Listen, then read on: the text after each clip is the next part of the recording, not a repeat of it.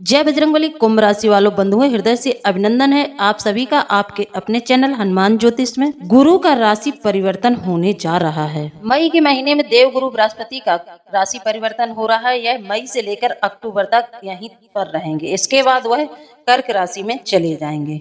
यहाँ पर देव गुरु के गोचर को अतिचारी भी कह सकते हैं। यह वापस फिर घूमकर आप ही की राशि में आ जाएंगे। इसलिए बंधुओं, आप लोगों को देव गुरु बृहस्पति के जो रिजल्ट हैं वो भी तेजी से प्राप्त होंगे। कहने का मतलब यह है, यदि आपकी कुंडली में देव गुरु बृहस्पति की स्थिति अच्छी है तब तो आप माला माल हो जाएंगे। जिन लोगों का विवाह नहीं हो रहा था उनका इस समय में संबंध जरूर तय हो जाएगा। जिन लोगों के वैवाहिक जीवन में अभी तक बहुत ज्यादा परेशानियां चल रही थी उनके वैवाहिक जीवन में फिर से खुशियां आ जाएंगी। बहुत जल्दी परिवर्तन बंधुओं यहाँ पर आप लोगों के जीवन में दिखाई देगा। आपके जीवन में जो भी समस्याएं देव गुरु बृहस्पति की वजह से अभी तक चली हैं, लेकिन अब वह सब आपके लिए बहुत अच्छा होने वाला है। वह सब आपके जीवन में अब बहुत जल्दी परिवर्तित होगा। जैसे कि कई लोगों की कुंडली में बृहस्पति कमजोर स्थिति में है तो अब उन्हें बृहस्पति के शुभ फल प्राप्त होने शुरू हो जाएंगे। कहने का मतलब यह है, देव गुरु बृहस्पति अब मई में राशि परिवर्तन करने जा रहे हैं तो फिर आपके जीवन में बहुत बड़ा इसकी वजह से परिवर्तन होने वाला है। तो बंधुओं, देवगुरु बृहस्पति का यह राशि परिवर्तन, यह गोचर सबके लिए बहुत ही ज्यादा लाभदायक रहने वाला है। किसी एक के लिए नहीं है, यह सभी राशियों के लिए बहुत अच्छा रहने वाला है। अब पूर्णतः आप यदि अपनी कुंडली का विश्लेषण करवाते हैं तो आप यह जान पाएंगे कि किस भाव में देवगुरु बृहस्पति का आपकी राशि में गोचर हो रहा है। आपकी राशि में, आपकी कुंडली में किस भाव में गोचर कर रहे हैं देवगुरु बृहस्पति। यदि आप कुंडली का विश्लेषण करवाते हैं तो आपको स्पष्ट रूप से पता चल जाएगा। चलिए फिर भी अब हम आपको बताने जा रहे हैं कि कुंडली के किस भाव में देवगुरु बृहस्पति का गोचर होने से व्यक्ति को क्या लाभ होते हैं। गुरु बृहस्पति के गोचर से व्यक्ति की कुंडली में जिस भाव में देवगुरु बृहस्पति होंगे उस भाव में व्यक्ति को क्या परिणाम देखने को मिलते हैं, तो हम पूरे 12 भाव आपको बताएंगे। इस समय बृहस्पति का गोचर है, आप लोगों को अपनी कुंडली में देखकर पता करने में आसानी होगी। पूरे 12 भावों के बारे में हम आपको बताएंगे। फिर आपकी कुंडली में जिस भाव में जिस जगह देवगुरु बृहस्पति का गोचर हो आप स्वयं ही देख सकते हैं। इतनी मदद हम आपकी करने वाले हैं। तो बंधुओं, आप थोड़ा ध्यान से सुने। अब जैसे कि किसी व्यक्ति के गुरु प्रथम भाव में है, हाँ, किसी व्यक्ति की कुंडली में देवगुरु बृहस्पति का गोचर प्रथम भाव में हो रहा है, तो जिसकी कुंडली में प्रथम भाव में देवगुरु बृहस्पति का गोचर होता है तो उस व्यक्ति को इसके क्या परिणाम देखने को मिलते हैं। प्रथम भाव में जिसके देवगुरु बृहस्पति होते हैं वह व्यक्ति पहली बात तो सुंदर बहुत होता है, बुद्धिमान होता है, सुखी, विनीत, धर्मात्मा होता है, धनवान होता है, पुत्रवान होता है, विद्वान, कामी, दीर्घायु, इसकी आयु बहुत लंबी होती है, प्रतिष्ठित, सम्मान इसको बहुत ज्यादा मिलता है, ज्योतिष में इसकी रुचि रहती है, नम्र, सम्मानित, यह हर जगह से सम्मानित किया जाता है। जिसकी कुंडली में प्रथम भाव में, पहले ही भाव में देवगुरु बृहस्पति बैठे हैं यह व्यक्ति बहुत अच्छा जीवन व्यतीत करता है, सर्वत्र विजय लाभ। कहने का मतलब यह है, ऐसे व्यक्ति को हर जगह विजय प्राप्त होती है, उसको हर जगह से लाभ होता है। अब जैसे कि किसी की कुंडली में दूसरे भाव में देवगुरु बृहस्पति का गोचर हो रहा है तो दूसरे भाव में गोचर वाले व्यक्ति के लिए किसी ग्रह से युक्त या धनु राशि या मीन राशि में होने से भाग्यवान, धनवान, मधुरभाषी, अच्छा भोजन करने वाला, ऐसा व्यक्ति भोजन का शौकीन होता है। व्यापारशील, यह व्यापार काम धंधे में अच्छा निपुण होता है। शत्रुनाशक, ऐसे व्यक्ति के शत्रु हमेशा पराजित रहते हैं जिनके दूसरे भाव में देवगुरु बृहस्पति रहते हैं। जैसे कि मान लीजिए आपकी कुंडली में तीसरे भाव में देवगुरु बृहस्पति का गोचर होने जा रहा है। अब तीसरे भाव में देवगुरु बृहस्पति का गोचर आपको क्या फल देगा। तो जब तीसरे भाव में देवगुरु बृहस्पति का गोचर होता है बंधुओं, तो धर्मात्मा, दानी, ऐश्वर्यवान, भोगी, कामुक, स्त्री प्रिय, व्यवसायी, विदेश प्रिय, वाहन युक्त, उसको वाहन का भी बहुत शौक होता है। स्त्री को भी ऐसा व्यक्ति बहुत प्रेम करता है, कामुक होता है। कहने का मतलब यह है, ऐसे व्यक्ति यदि किसी के जीवन साथी बन जाते हैं तो उसके जीवन में बहुत ज्यादा प्रेम रहता है। कभी भी ऐसे लोगों की आपस में अनबन नहीं होती है। अब चौथे भाव में यदि किसी के देवगुरु बृहस्पति बैठ जाते हैं तो ऐसा व्यक्ति पहली बात तो बहुत दीर्घायु होता है, इसकी उम्र लंबी होती है, बंधु और पूज्य मात्र पित्र यानी कि अपने दोस्तों से उसकी अच्छी बनती है। पूज्य मतलब यह माता पिता को सर्वोत्तम मानता है। इसके लिए माता पिता, भाई बंधु बहुत ज्यादा पूजनीय होते हैं। इनके लिए यह कुछ भी कर सकता है। माता पिता का बहुत बड़ा भक्त होता है ऐसा व्यक्ति। ऐश्वर्यवान, यह सुख सुविधा को भी खूब भोगता है। इसके जीवन में सुख सुविधाएं खूब आती हैं। व्यवहार कुशल होता है, सभी से अच्छा बोलेगा, सभी के साथ बनाकर चलेगा, किसी से बिगाड़ेगा नहीं। ऐसा व्यक्ति हर एक के साथ अच्छा बनाएगा। उच्च शिक्षा प्राप्त भी करता है ऐसा व्यक्ति। इस ऐसे व्यक्ति को पढ़ाई लिखाई में बहुत ज्यादा रुचि होती है। कहने का मतलब यह है कि ऐसा व्यक्ति चौथे भाव में जिनके देवगुरु बृहस्पति का बैठे हैं, उनके लिए सब कुछ अच्छा ही अच्छा होता है। चौथे भाव में देवगुरु बृहस्पति के गोचर को बहुत ज्यादा सर्वोत्तम मान सकते हैं। चतुर्थ का गुरु संतान प्रतिबंधक भी होता है। मान सम्मान ऐसे व्यक्ति को सर्वत्र प्राप्त होता है। अब मान लीजिए कि आपके पंचम भाव में गुरु का गोचर है, आपके पांचवें भाव में गुरु बैठे हैं, तो क्या फलादेश होगा? अन्य ग्रह के साथ होने से जातक को बुद्धिमान, विद्वान, नीति विशारद, राज्यमान और साहित्य प्रेमी बनाता है। ज्योतिष में रुचि प्रदान करता है। ऐसा व्यक्ति ज्योतिष सीखने की रुचि रखेगा। वह ज्योतिष सीखने का पूरा प्रयास करेगा और सीख भी जाता है। ऐसा व्यक्ति ज्योतिषाचार्य बहुत अच्छा बनता है। अकेले में होने पर उदर विकार कारक तथा संतान बाधा कारक होता है। अकेला, अगर देवगुरु बृहस्पति पांचवें भाव में बैठे हैं और अकेले बैठे हैं, उनके साथ कोई ग्रह नहीं है, किसी ग्रह की उन पर दृष्टि नहीं पड़ रही, वह अकेले हैं, तो यह आपके लिए उदर विकार, पेट संबंधी समस्याएं आपको बहुत ज्यादा परेशान करेंगी और संतान में भी आपको बाधा उत्पन्न होगी। संतान पैदा करने में ऐसे व्यक्ति को बहुत ज्यादा परेशानी होगी। अब मान लीजिए बंधु, आपकी कुंडली में छठे भाव में देवगुरु बृहस्पति हैं, तो ऐसा व्यक्ति विद्वान होगा, प्रतापी होगा, ज्योतिष में रुचि रखेगा, वाहन सुख ऐसे व्यक्ति को खूब मिलेगा। दुर्बल, आलसी, विवेकी, हाँ शरीर से कमजोर होगा, आलसी होगा, लेकिन विवेकशील होगा। रोग से शीघ्र मुक्ति ऐसे व्यक्ति को मिल जाती है।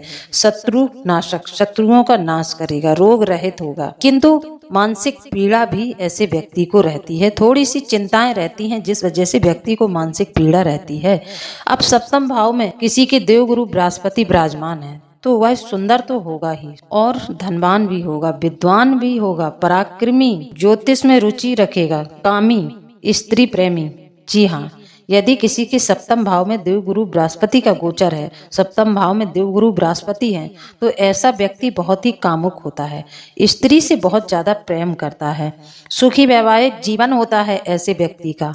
साथ में घर का बृहस्पति वैवाहिक जीवन के लिए बहुत अच्छा माना जाता है। सुखी वैवाहिक जीवन होता है, अपने पिता से अधिक सम्मान पाने वाला होता है। ऐसे व्यक्ति जो होते हैं वह अपने पिता से बहुत सम्मान पाते हैं। परिवार में उनका एक अलग ही दर्जा होता है, पिता के बहुत चाहते होते हैं ऐसे लोग। साझेदारी के व्यवसाय में सफलता का घोतक है। ऐसे व्यक्ति यदि साझेदारी में व्यापार करेंगे तो उनको बहुत ज्यादा सफलता प्राप्त होती है। सप्तम भाव का गुरु व्यापार के लिए हमेशा साझेदारी में ही व्यापार करना चाहिए। जिसका गुरु सप्तम भाव में है उन लोगों को व्यापार हमेशा साझेदारी में करना चाहिए।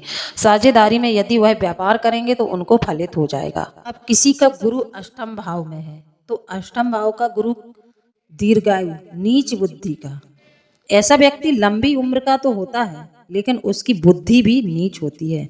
मनस्वी, विद्वान, लोभी, चिंतायुक्त, दुखी, गुप्त रोगी होता है। गुप्त रोगी होता है तथा मित्रों द्वारा धन नाश की आशंका रहती है। ऐसे व्यक्ति के मित्र ऐसे होते हैं, इनका पूरा धन लूट लेते हैं, इनका पूरा धन हड़प लेते हैं या फिर इनका धन चोरी चला जाता है। अष्टम का गुरु जिसका है उसके जीवन में यह सब परेशानियां रहती हैं, क्योंकि ऐसा व्यक्ति भी बहुत ज्यादा कुबुद्धि होता है। उसकी बुद्धि विवेक सही दिशा में नहीं रहती है, वह गलत सोचता है, नकारात्मक होता है, तो उसके साथ यह सब परेशानियां बहुत ज्यादा चलती हैं। तो अष्टम भाव का गुरु बिल्कुल भी सही नहीं कहा जा सकता है। बात करते हैं नवम भाव के गुरु की। अब जिन भाई बंधुओं के नवम भाव में गुरु का गोचर हो रहा है तो उन लोगों के लिए क्या फलादेश रहेंगे। धर्मात्मा, भाग्यवान, विद्वान, बुद्धिमान, पुत्रवान, तीर्थ यात्राएं करने वाला होता है। राज्य पूज्य, आध्यात्मिक प्रवृत्ति का। जी हाँ, ऐसा व्यक्ति अपने राज्य में पूजनीय होता है, आध्यात्मिक बहुत होता है। ऐसा व्यक्ति पूजा पाठ बहुत ज्यादा करेगा, दान पुण्य बहुत ज्यादा करेगा, क्योंकि ऐसा व्यक्ति धनवान होता है, समृद्धशाली होता है। सामाजिक कार्यों में ऐसे व्यक्ति को सफलता मिलती है। जैसे कि वह किसी चुनाव को लड़ता है तो वह जरूर सफल होता है, उसको सफलता जरूर मिलती है। ग्रह सुखी, उसकी घर गृहस्थी भी बहुत ज्यादा सुखी रहती है। प्रतिभाशाली रहते हैं ऐसे व्यक्ति। मंगल से दृष्ट होने पर यात्रा में दुर्घटना का सूचक जरूर है नवम भाव का बृहस्पति, तो जरूर आपके जीवन में दुर्घटना होगी। मंगल की दृष्टि यदि नवम भाव पर पड़ रही है गुरु पर मंगल की दृष्टि पड़ने से व्यक्ति के जीवन में दुर्घटनाएं भी होती हैं। दशम भाव में यदि किसी के बृहस्पति बैठे हैं तो क्या फल देंगे? ऐसा व्यक्ति भाग्यवान होता है, माता पिता का भक्त होता है, अपने माता पिता की आज्ञा का बहुत ज्यादा पालन करने वाला होता है, शत्रुहंता। ऐसे व्यक्ति के जीवन में शत्रु होते ही नहीं है, यदि होते हैं तो वह तुरंत ही समाप्त हो जाते हैं। प्रसिद्ध धनवान, ऐसे व्यक्ति प्रसिद्ध होते हैं, चारों ओर इनको लोग जानते हैं, धनवान होते हैं, भाग्यवान भी होते हैं, कुटुंबी पुण्य आत्मा। यह अपने परिवार की सबसे ज्यादा पुण्य आत्मा होती है। कहने का मतलब यह होता है ऐसा व्यक्ति बहुत ही ज्यादा पूजा पाठ वाला होता है, दान पुण्य वाला होता है, अहिंसक प्रवृत्ति का, यानी कि यह कभी भी एक चींटी को भी नहीं मारेगा, किसी भी जीव जंतु को नहीं सताएगा। जीव जंतुओं के लिए भी इस व्यक्ति के मन में बहुत ज्यादा दया भाव होता है और ऐसे व्यक्ति का रहन सहन भी बहुत ज्यादा उच्च स्तरीय होता है। राज सम्मान प्राप्त ऐसे व्यक्ति को होता है। उच्च पद पर यह आसीन होते हैं। जिनके दशम में गुरु होता है वह उच्च पद पर आसीन होते हैं, किसी न किसी बड़े पद पर आसीन होते हैं। गुरु एकादश भाव में हो तो व्यक्ति धनवान रहता है, समृद्धशाली रहता है। एकादश भाव का गुरु समृद्धशाली बनाता है, धनवान बनाता है, पुत्रवान बनाता है, यशस्वी बनाता है, सत्य प्रिय, विद्वान, पराक्रमी, सम्मानित, दानशील, स्त्री भक्त, सद्व्ययी भी होता है। ऐसा व्यक्ति विश्वस्त मित्रों से युक्त। ऐसे व्यक्ति के जो मित्र होते हैं वह बहुत ही ज्यादा विश्वास पात्र होते हैं। कहने का मतलब यह है कि इसके जीवन में जो भी इसके मित्र होंगे वह इसका साथ अच्छे से देंगे। इसके मित्र होंगे उन पर यह विश्वास कर सकता है, मित्र कभी भी धोखा नहीं देंगे। गुरु अकेला होने से लाभ को रोकता है। यदि आपका गुरु अकेला है, उस पर किसी भी ग्रह की दृष्टि नहीं पड़ रही है, तो यह आपके लाभ को जरूर रोकेगा।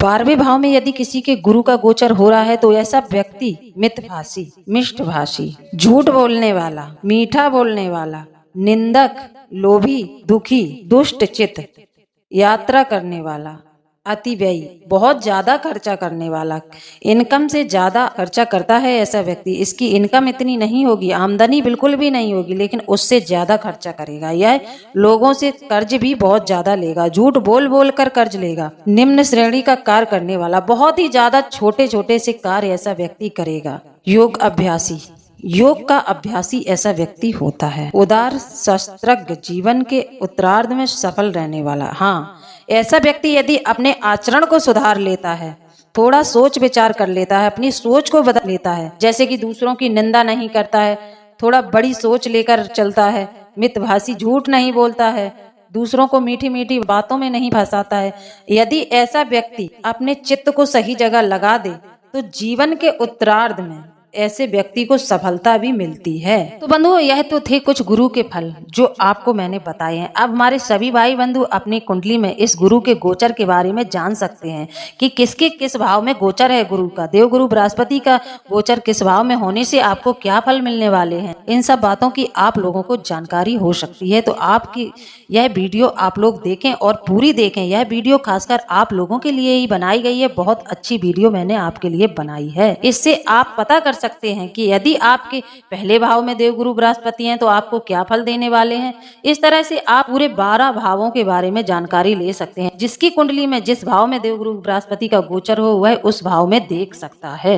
किसी ज्योतिष से आपको पूछने की जरूरत नहीं पड़ेगी, आप स्वयं ही बृहस्पति के गोचर को देख सकेंगे। तो बंधुओं, नसीब के भरोसे मत बैठिए। छोटे छोटे से कुछ उपाय हम आपको बताने वाले हैं, इन उपायों को जरूर करें। अब देवगुरु बृहस्पति का गोचर हो रहा है, आपको पता है परिवर्तन, राशि परिवर्तन हो रहा है, मई के महीने में हो रहा है इनका गोचर। तो आप लोगों को अभी से तैयारी करनी शुरू कर देनी है। केले के वृक्ष का आपको नियमित रूप से पूजन करना चाहिए। बृहस्पतिवार को तो छोड़ो, यदि आपने अपने घर में केला लगा रखा है तो आप बृहस्पतिवार को तो करेंगे ही, बल्कि आपको सप्ताह के पूरे 7 दिन केले के वृक्ष की पूजा करनी चाहिए। इसी प्रकार आपको गौ माता की पूजा करना भी बहुत ही ज्यादा आपके लिए लाभकारी सिद्ध हो सकती है। यदि आप प्रतिदिन गाय माता की सेवा करते हैं तो आपके लिए यह बहुत बड़ा परिवर्तनकारी चमत्कार हो जाएगा, आपके जीवन में बहुत बड़ा परिवर्तन हो जाएगा। जो गौ माता की सेवा करते हैं उनका भाग्य उदय बहुत जल्दी होने लगता है। बंधुओं, यह बहुत ही आजमाया हुआ उपाय है। जिन लोगों के जीवन में बहुत ज्यादा परेशानी चल रही है या फिर किसी ग्रह से उसको पीड़ा हो रही है, तो ऐसा व्यक्ति सिर्फ और सिर्फ गौ माता की सेवा करने करने लगे। गाय माता के लिए अपने भोजन की पहली रोटी निकालने लगे। उनकी रसोई में जैसे ही भोजन तैयार होता है तो सबसे पहली रोटी गाय माता के लिए उनके घर से निकलनी प्रारंभ हो जाए और गाय माता को नियमित रूप से हरी घास खिलाएं। इससे आपके भाग्य में परिवर्तन होता है। यदि आपका दुर्भाग्य है तब भी आपका भाग्य परिवर्तन हो जाएगा। जी हाँ, और आप एक उपाय और कर सकते हैं। अपने घर के ब्रह्म स्थान में एक गमले में मिट्टी डालकर आप रख दें। इस मिट्टी में आपको पौधा नहीं लगाना है, सिर्फ और सिर्फ आपको मिट्टी डालकर रखना है। फिर आप देखेंगे कि आपके जीवन में किस तरह से देवगुरु बृहस्पति के गोचर का लाभ हो रहा है। इनके गोचर से आपके जीवन में कितनी बड़ी सफलताएं आ रही हैं, यह सब आपको चमत्कार देखने को मिलेंगे। अब वैवाहिक जीवन में यदि किसी के अभी तक बहुत ज्यादा परेशानी चल रही थी, वैवाहिक जीवन में देवगुरु से तभी परेशानी होती है जब देवगुरु बृहस्पति पर मंगल की दृष्टि पड़े। जी हाँ, आपके जिस भाव में बृहस्पति बैठे हैं उस भाव को यदि मंगल देख रहे हैं, मंगल की दृष्टि उस भाव पर पड़ रही है, तो फिर निश्चित तौर पर आपके जीवन में कलह कलेश हो ही जाएगा, संघर्ष बढ़ ही जाएगा। यदि सप्तम भाव जीवन साथी का भाव होता है, प्रेम संबंध का भाव होता है, यदि आपके सप्तम भाव में देवगुरु बृहस्पति हैं, आपके प्रेम संबंध के भाव में बैठे हैं, परिवार के भाव में बैठे हैं और उसे मंगल देखता है, तो पूरी तरह से इन सब चीजों का नाश होने लगता है। तो अगर इस तरह की स्थिति बनी हुई है, वैवाहिक जीवन में बहुत कलह कलेश हो रहा है, परिवार में बहुत ज्यादा कलह कलेश हो रहा है, तो कहीं ना कहीं आपके बृहस्पति पर किसी पापक ग्रह की दृष्टि है। तो इस बात के लिए अपनी कुंडली पर जरूर नजर बनाएं या फिर कुंडली का विश्लेषण कराएं। तो सभी लोगों के जीवन में देवगुरु बृहस्पति से परिवर्तन होने वाला है। देवगुरु बृहस्पति बहुत ही जल्दी अपनी यात्रा चलेंगे, बहुत स्पीड में चलेंगे। उसी तरह स्पीड में आपके जीवन में बहुत ज्यादा परिवर्तन होंगे, जल्दी जल्दी परिवर्तन यहाँ पर आपको देखने को मिलेंगे। ऐसे वैवाहिक जोड़े को जिनके जीवन में बहुत ज्यादा समस्याएं चल रही हैं, यदि आप स्त्री हैं तो आपको राधा कृष्ण के या लक्ष्मी नारायण के मंदिर में सुहाग ले जाएं, सुहाग को अर्पित करें। इसके बाद सुहाग को थोड़ी देर बाद उठाएं। मंदिर में जो स्त्रियां आपको सुहागिन दिखाई दे रही हैं उन सब में वह सुहाग का सामान बांट दें और किसी एक चीज को अपने लिए रख लें, जैसे कि बिंदी या फिर चूड़ी, उसमें से अपने लिए भी निकाल लें। इस तरह से यदि आपने 7 शुक्रवार भी सुहाग जाकर मंदिर में बांटा तो फिर आपके जीवन में धीरे धीरे सब कुछ सही होने लगेगा। साथ ही आप भगवान विष्णु को एक मीठा पान भी अर्पित कर सकते हैं। मीठा पान अर्पित जो भगवान को करता है उसके जीवन में मिठास आनी शुरू हो जाती है। जो व्यक्ति कर्ज की स्थिति में है तो वह एक काम कर सकते हैं, मंगलवार के दिन हनुमान जी को पान का बीड़ा अर्पित करना प्रारंभ कर दें। आपके जीवन में कर्ज की स्थिति धीरे धीरे समाप्त होने लगेगी, कहीं ना कहीं से धन आगमन का रास्ता बन ही जाएगा। नियमित रूप से गुरुवार के दिन पीले रंग के कपड़े पहने और पीले रंग के चंदन यानी कि हल्दी का तिलक लगाना प्रारंभ कर दें। देवगुरु बृहस्पति से यदि आपको लाभ लेना है, आपके कुंडली के किसी भी भाव में बैठे हो, चाहे उस पर पाप ग्रह की दृष्टि हो, लेकिन आप देवगुरु बृहस्पति के अनुसार यदि चलेंगे, पीले कपड़े पहनेंगे, मस्तक पर पीला चंदन का टीका या फिर हल्दी का टीका लगाना प्रारंभ कर देंगे, केले के वृक्ष को नियमित रूप से जल देना प्रारंभ कर देंगे, तुलसी के पौधे को जल देना प्रारंभ कर देंगे। इस तरह के नियम यदि आप अपने जीवन में अपनाएंगे तो फिर आपके जीवन में देवगुरु बृहस्पति के शुभ फल आपको प्राप्त होने लगेंगे, क्योंकि आप इन नियमों को करेंगे तो आपका बृहस्पति बली हो जाएगा, बलवान हो जाएगा। आपके इन अच्छी आदतों से आप देवगुरु बृहस्पति को अपनी कुंडली में मजबूत कर लेंगे। उनकी स्थिति आपकी कुंडली में 100% मजबूत हो जाएगी। कहने का मतलब यह है कि यदि उनके अभी तक आपको अशुभ प्रभाव देखने को मिल रहे थे तो फिर अब उनके शुभ प्रभाव आपको देखने को मिलेंगे। दान पुण्य करते रहिए, मंदिर जाते रहिए, जरूरतमंदों की सेवा जरूर करते रहिए। कोई जरूरतमंद है, किसी के जीवन में परेशानी है, तो यदि आपकी व्यवस्थाएं अच्छी हैं तो आप उन्हें कुछ ना कुछ देकर मदद जरूर करें, थोड़ा बहुत धन दे दें, उनकी मदद हो जाएगी। तो आप इस तरह के अच्छे कार्यों को करते रहें। आपके जीवन में कभी भी किसी भी ग्रह से पीड़ा नहीं होगी, आपके सारे ग्रह अच्छे रहेंगे। 9 के 9 ग्रह आपके बहुत अच्छे रहेंगे। यदि आपकी सोच अच्छी है, आप सकारात्मक रहते हैं, तो आपको कभी किसी ग्रह से पीड़ा हो ही नहीं सकती है। पीड़ा उन्हीं को होती है जिनकी सोच अच्छी नहीं है, जिनके कर्म अच्छे नहीं है, उन लोगों को पीड़ा ज्यादा होती है। जो अच्छे मार्ग पर चलते हैं, सत्य के मार्ग पर चलते हैं, धर्म के मार्ग पर चलते हैं, उन लोगों के जीवन में पीड़ा शून्य होती है, बहुत कम पीड़ा होती है, उनको पीड़ा होती ही नहीं है किसी ग्रह से। तो बंधुओं, इस बात की अपने जीवन में गांठ बांध लें। फिर लोग कहते हैं कि हमें इस ग्रह से बहुत ज्यादा पीड़ा हो रही है, तो क्यों हो रही है? उस ग्रह के स्वभाव को पहचानें। आप क्या उस ग्रह के स्वभाव के अनुकूल नहीं चल रहे हैं? क्या आप सही रास्ते पर नहीं चल रहे हैं? क्या आप किसी के साथ अन्याय कर रहे हैं जिसका फल आज आपको भोगना पड़ रहा है, या आपने प्रारब्ध में किया हो उसका फल आज आपको भोगना पड़ रहा है? कहीं ना कहीं आपके कर्म आड़े आते हैं, आपके कर्मों की वजह से ही आपको कष्ट होता है, वरना भगवान कभी किसी के साथ गलत नहीं करते हैं। यह जो ग्रह नक्षत्र हैं, अगर भगवान की मर्जी नहीं है तो यह आपको कभी भी पीड़ा नहीं देंगे। यदि आप सही हैं, आपने कुछ गलत नहीं किया है, आपने किसी का धन बेईमानी से नहीं हड़पा है, किसी के साथ कुछ भी गलत नहीं किया है, तो फिर आपके साथ कभी कुछ गलत होने वाला नहीं है। तो बंधुओं, विचार यदि अच्छा लगा है तो कमेंट के माध्यम से बताएं। वीडियो पसंद आई है तो ज्यादा से ज्यादा लोगों में शेयर कर दें। जी हाँ बंधुओं, इस वीडियो को आप ज्यादा से ज्यादा लोगों में शेयर जरूर कर दें, क्योंकि यह वीडियो सभी राशि के जातकों के लिए बहुत अच्छी है। सभी को देवगुरु बृहस्पति के गोचर के बारे में जानकारी मिल जाएगी, तो इसको शेयर जरूर कर दें। तो चलिए बंधुओं, इसी के साथ अब हम वीडियो को समाप्त करते हैं। मिलते हैं अगले ज्ञानवर्धक वीडियो में। जय बजरंगबली, जय बाबा भोलेनाथ, धन्यवाद।